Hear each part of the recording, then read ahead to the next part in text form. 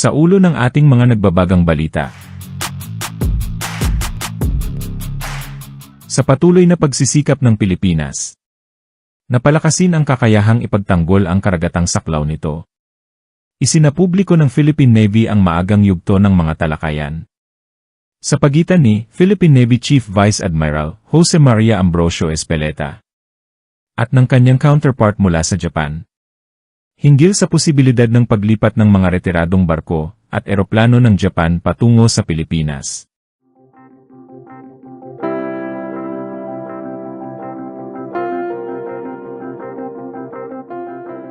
Ayon kay Philippine Navy Vice Admiral Espeleta, sa panayam ng Naval News, sinimulan nila ang pag-uusap matapos malaman ang planong pagreretiro ng Japan sa kanilang 6 na Abukuma-class destroyer escorts, mga barkong pandigma na nasa serbisyo na ng mahigit 30 taon. Ang mga ito ay unti-unti nang pinapalitan ng mas modernong Mogami-class frigates, at inaasahang tuluyang i-decommission bago matapos ang 2027.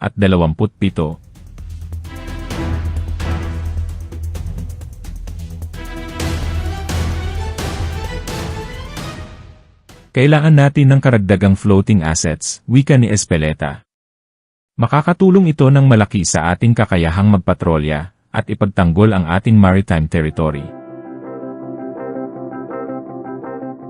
Kinumpirma rin ng pahayagang Yomiuri Shimbun, isang prestihiyosong pahayagang mula sa bansang Japan, na noong Shangri-La Dialogue sa Singapore noong Hunyo, sina Japanese Defense Minister General Nakatani at Philippine Defense Secretary Gilberto Teodoro ay nagkasundo sa posibilidad ng paglipat ng 6 na 2,550 na tonelada na Abukuma-class warships sa Philippine Navy.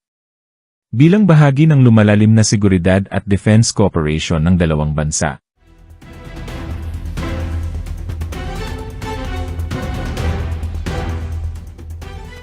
Sa kasalukuyan, ayon sa Vice Admiral Espeleta, inaasahan nilang higit kumulang 5 sa mga barkong ito ang posibleng mapunta sa Pilipinas.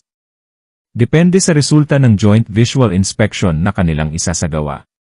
Kinumpirma rin ng Philippine Navy na kasalukuyan nang inaayos ang mga preparasyon para sa inspeksyon na ito, kasunod ng opisyal na imbitasyon mula sa Japanese Ministry of Defense.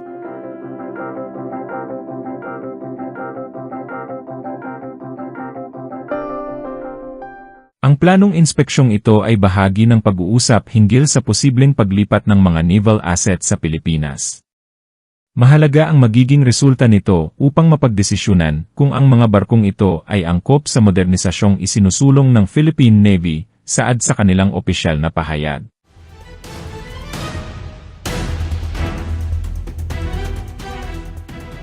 Ang mga Abukuma-class destroyer escorts ay idinisenyo para sa anti-submarine at anti-ship warfare. At kilala sa kanilang pagiging maaasahan at versatility, katangiang tumutugma sa operational requirements ng Philippine Navy sa pagbabantay at pagsasanggalang ng ating mga dagat.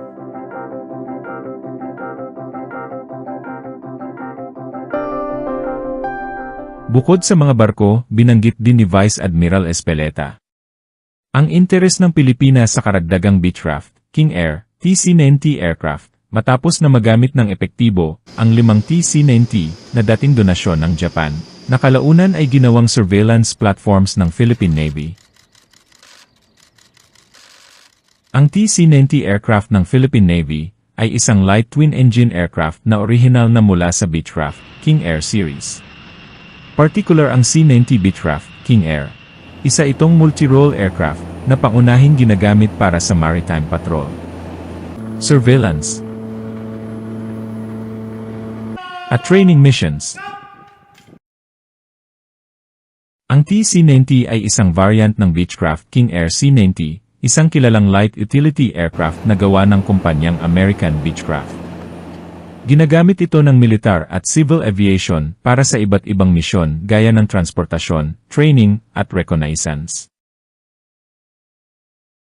Para sa Philippine Navy, ang mga TC-90 ay dating pag-aari ng Japan Maritime Self-Defense Force at idinonate sa Pilipinas sa pamamagitan ng kasunduan noong 2017. Bilang bahagi ng pinahusay na defense cooperation ng dalawang bansa.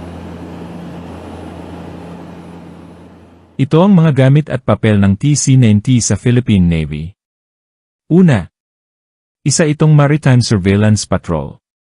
Ginagamit sa pagbabantay sa mga karagatang saklaw ng Pilipinas, lalo na sa mga exclusive economic zone gaya ng West Philippine Sea. Nakakatulong ito sa pagmonitor ng mga aktibidad ng dayuhang barko, pagpigil sa illegal fishing, smuggling, at iba pang krimen sa dagat. Ukalawa, Intelligence, Surveillance and Reconnaissance. May kakayahang magsagawa ng aerial reconnaissance missions na mahalaga para sa national defense at disaster response. Ikatlo, Pilot Training. Ginagamit din bilang trainer aircraft para sa mga naval aviators, bilang bahagi ng kanilang flight proficiency at operational readiness. Ika-4, Transport Utility Role.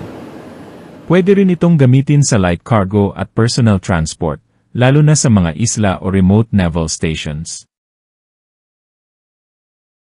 Ang mga nasabing aircraft na nooy ibinigay ng Japan na TC-90, kung saan ito ay masasabing cost-effective solution. Dahil mura kumpara sa mas malalaking surveillance aircraft gaya ng P-3 Sea Orion.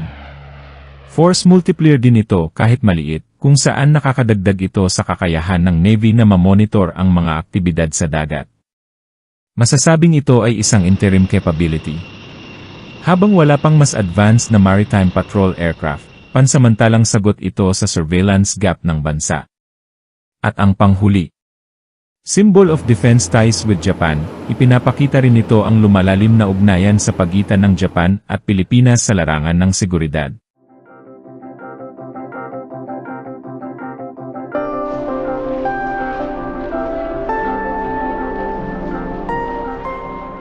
Ang hakbang na ito ay bahagi ng lumalalim na estratehikong ugnayan sa pagitan ng Pilipinas at Japan, na parehong may kinahaharap na tensyon sa karagatang pinagtatalunan sa Silangang at Timog China. Sa nakaraang mga taon, mas pinalawak ng dalawang bansa ang kanilang security cooperation, kabilang ang pagpirma sa Reciprocal Access Agreement, na nagpapahintulot sa kanilang mga sundalo at kagamitan na magsanay at tumulong sa sakuna sa isa't isa. Hindi rin nagkulang ang Japan sa pagsuporta sa Pilipinas, kabilang dito ang pag-donate ng bagong patrol vessels sa Philippine Coast Guard at ang pag-install ng mga air defense radar systems para sa Philippine Air Force. Sa katunayan, ang Pilipinas ay kabilang sa mga pangunahing benepisyaryo ng Official Security Assistance Program ng Japan.